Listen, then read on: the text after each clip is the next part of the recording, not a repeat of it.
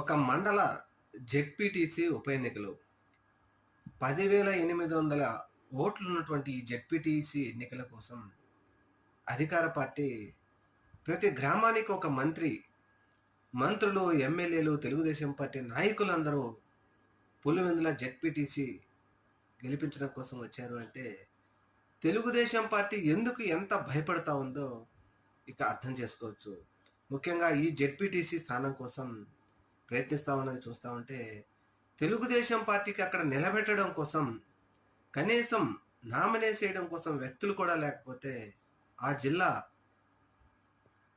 BTech Ravi వారి Mrs గారిని వేరే మండలమైనప్పటికీ ఆ మండలానికి తీసుకొచ్చి నిలబెట్టడం జరిగింది.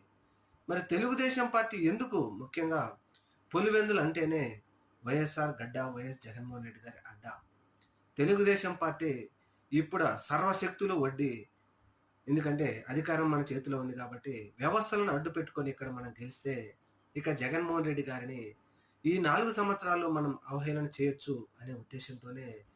వేలాది మంది తెలుగుదేశం పార్టీ కార్యకర్తలు, పార్టీ నాయకులు అందరూ అక్కడ దిగిపోయి ఒక మండల జెడ్పీటీసీ గెలవడం కోసం కోట్లాది రూపాయలు ఖర్చు పెడతా ఉన్నారంటే ఇంతకంటే అవమానం అధికార పార్టీకి మరొకటి లేదు.